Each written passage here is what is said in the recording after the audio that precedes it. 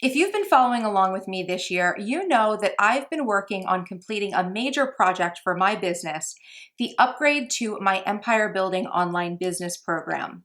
Now, I'm often asked how I am so effective at completing business projects and how I specifically move so quickly through projects and completing ideas from concept to completion.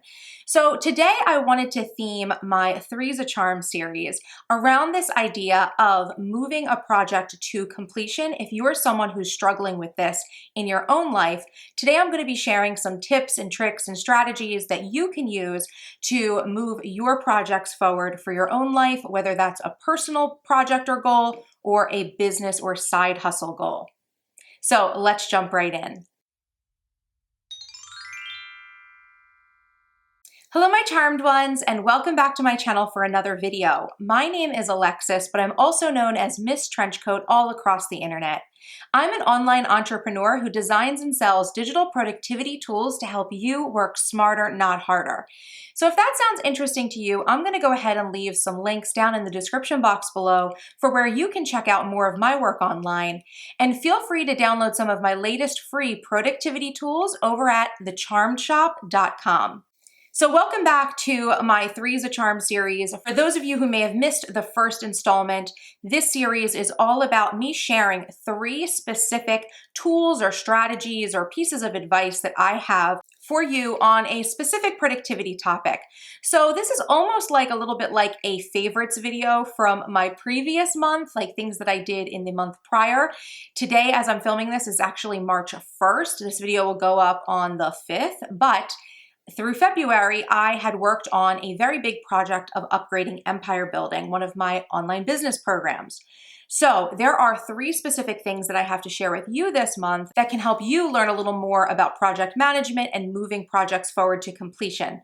So the first thing that I want to share with you is a book that I read in February, which is called SCRUM, The Art of Doing Twice the Work in Half the Time by Jeff Sutherland and JJ Sutherland. So if that title was not enough to hook you, you guys know I'm all about working smarter, not harder. So this book is right up my alley, and I can't believe I did not check it out sooner. It was something that had been highly recommended to me over and over again, but I finally got to reading it in February, and I have to say that I absolutely loved it.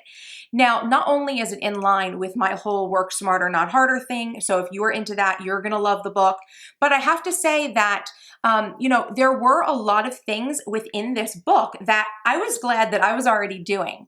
Now, to back up and give you a little bit of context, the title of the book is called SCRUM, which actually refers to, I think, some sort of like sports metaphor, something like a scrum, maybe has to do with rugby or lacrosse, I don't know, football, but basically it's some technique in some sports game in which the players will interact as a team to move the ball forward. Maybe this is rugby, maybe it's lacrosse, maybe it's soccer. I don't know. There's a ball involved.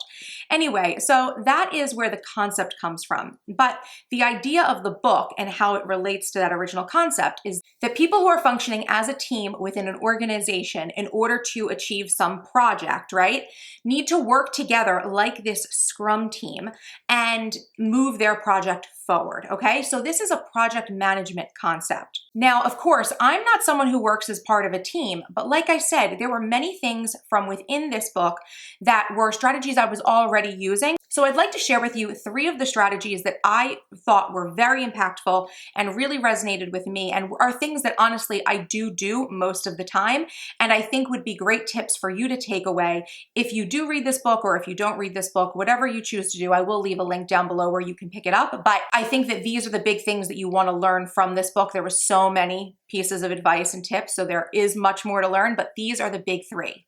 So the first concept that I'd like to share with you guys is this idea of inspect and adapt. And this essentially means that you should be checking your work as you go. So let's say you're working on a project, no matter what that project is. Every step of the way, after you've completed a chunk of the project, right, you should be looking and making sure that what you just completed, what you just finished, is in line with whatever your goals are for the project. And you have to make sure that the next step or the next chunk of work that you're going to undertake is still in line with your end goal. Now, take it from me from experience. I find many times I will start with a project plan, right? Nicely written out in my planner on a project planning page. And although I've got all these details written out, I will get started in the work. And from actually working and doing, I will start to see, oh, you know what? This thing that I just worked on, I actually don't think I need it at all. Right? So I actually need to adjust course, right? I need to adapt my course because maybe the work that I just completed or the path that I was starting down actually wasn't the right path. Now, this is what makes project management tricky, right? And project planning overall very tricky is because planning is really just guessing, right? When you make a project plan, you're just guessing at the work you're going to need to do if you've never completed the project before. So it's really important that you are checking your work along the way, making sure that things that you've just finished are still in line, still working, and still, go towards the overall ends that you're moving towards. And you want to make sure that the new work that you're doing, the next tasks and the next actions you have to complete are still in line with the goal because things change all the time. So if you are working on projects, either for personal business, whatever, make sure that after you've got your project plan and you get started, that you are inspecting and adapting to any changes or new information that hit your plate.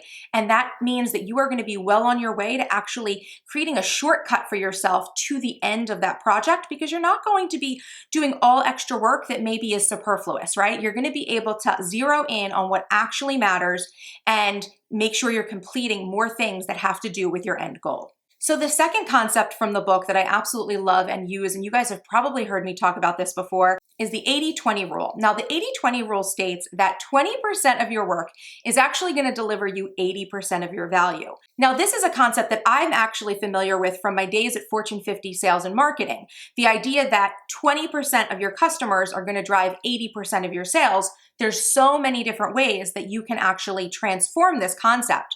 But in this instance, we're talking about 20% of the actions that you're going to take in a project are really going to be the things that are going to deliver 80% of the results. So what that means is that if you are on a time crunch and you are looking at a project plan that you've just written out for yourself, it's really important that you start with identifying whatever the minimum is that you think you need to do in order to deliver the results. So this is sometimes called like a minimum viable product. You guys have maybe heard me talk about that before, at least in my business chats. So identify what the 20% of the actions are on that plan that are really going to move your project forward. And then what I like to do after I have that 20% is make a weighted list of other tasks and extras that if I have time, once the minimum is completed, right, and my time frame for completing this project has not been met yet, I can go back and look at this weighted list and pick out different things that I might want to do to add additional value to the project. Now, this is a concept that, let me tell you guys, working on this upgrade for empire building, I really relied on because like you, right, I'm sure you guys are all in the same boat with me. When I undertook this project, like many of my projects, the sky was the limit for what I wanted to achieve. There was so much that I wanted to do, but I only had, a few months to get the work done. So it was really important that I zeroed in on what was the minimum, what I absolutely needed to complete to be able to say, you know what, you completed this task. It was the minimum, but that was it. So once I had that drawn up, that was like my immediate to-do list was get just the minimum done.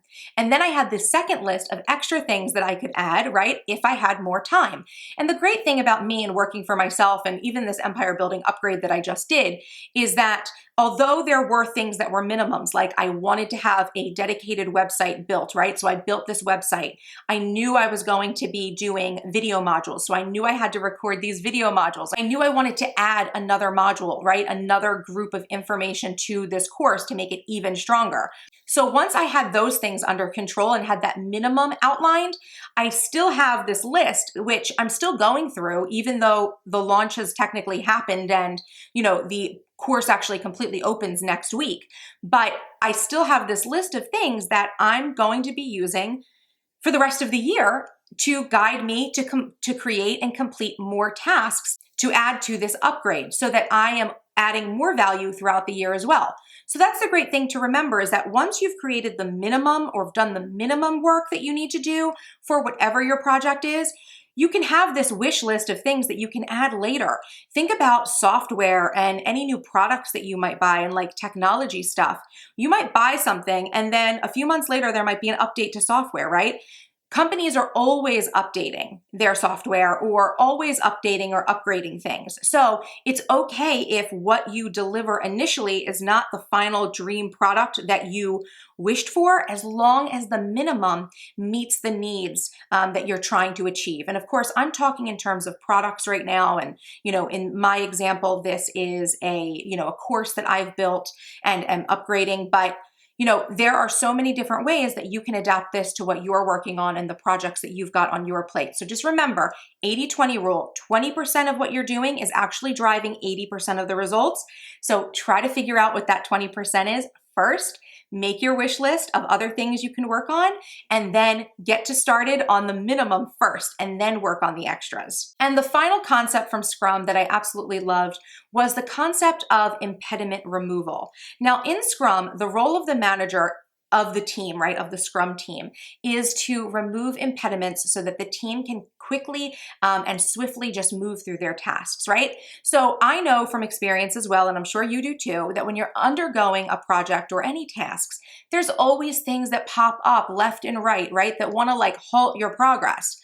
But it's really important that you identify what those impediments are as soon as you can. Like if you see that something might be an issue in the future, even if you haven't gotten to those steps yet, you definitely want to address it as quickly as possible, because the quicker you address any impediments and remove them, the quicker you're going to be able to complete your project, and it's not going to hold up your timeline for completion.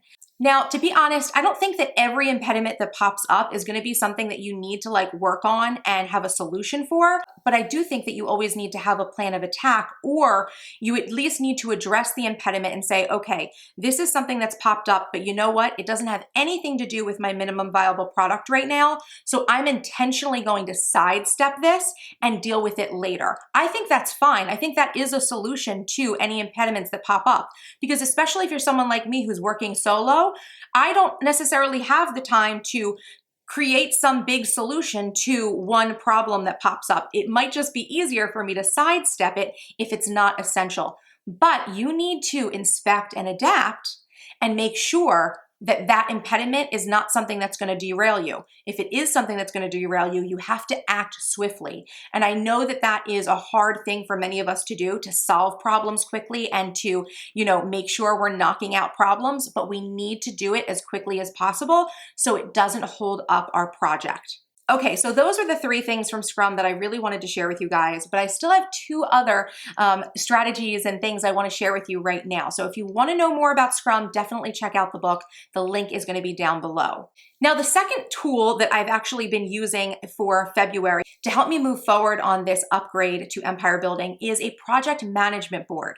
So you guys know I absolutely love my project plans. I think I already said it earlier in this video, but I love a physical project plan. But the thing is that sometimes my projects, like this project that I was undertaking recently, are so big and so overwhelming that I find it easier to break out the project on a project management board.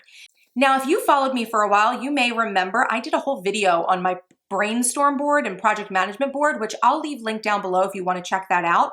But essentially what I do in this situation is I take all of those tasks off of that project plan that's written out and I turn them into sticky notes. So each sticky note is a task.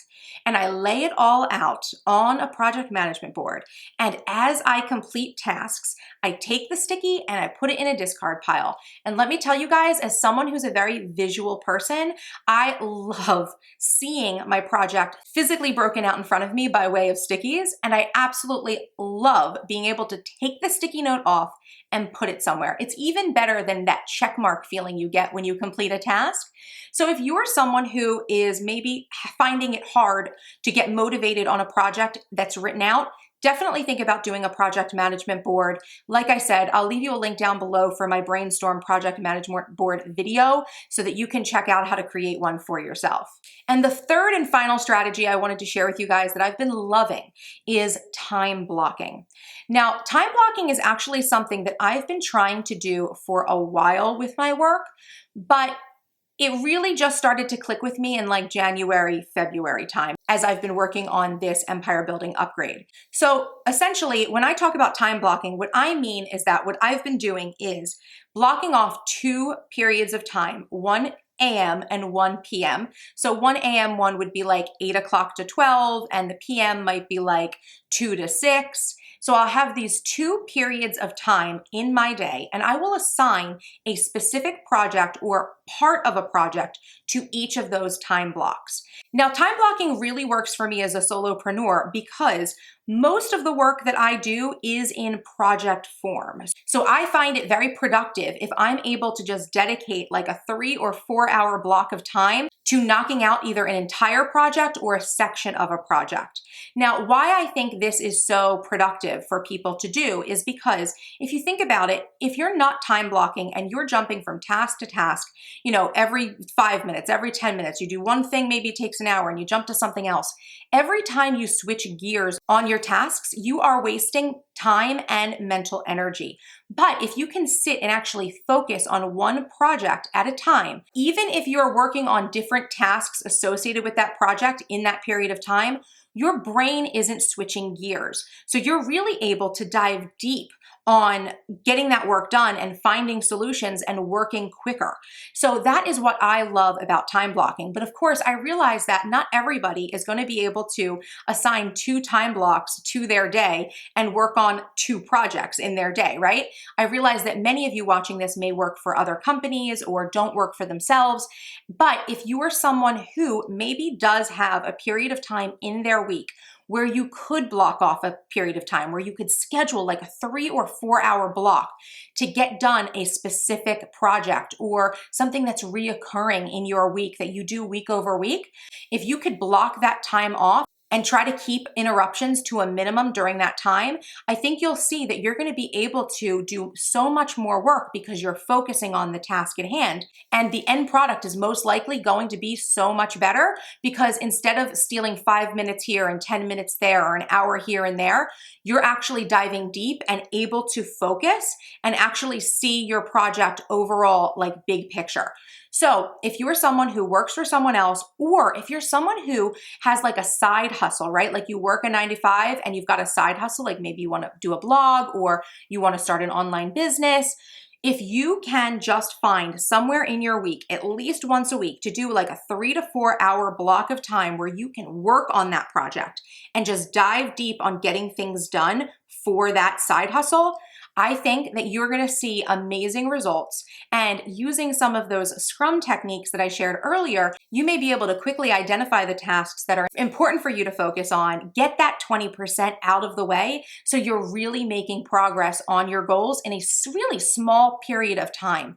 But it's really important that you kind of keep this appointment with yourself. And I think if you can keep it ongoing and commit to it on a regular basis, like it's like almost like a second job where you're working like these 3 to 4 hours this day a week, at least once a week. I do think that that's going to have tremendous results for your productivity, especially with your personal goals outside of work. Okay, so those were the 3 strategies and tools and tips that I've got for you to work smarter, not harder in moving forward your projects from concept to completion. But of course, I would love to hear any other tips or tricks that maybe you've picked up recently or any advice that you have for anyone struggling with their own project management and completing their own personal projects. If you have any thoughts on that, I want to hear about it down in the comment section. If you enjoyed this video, please make sure to give it a thumbs up.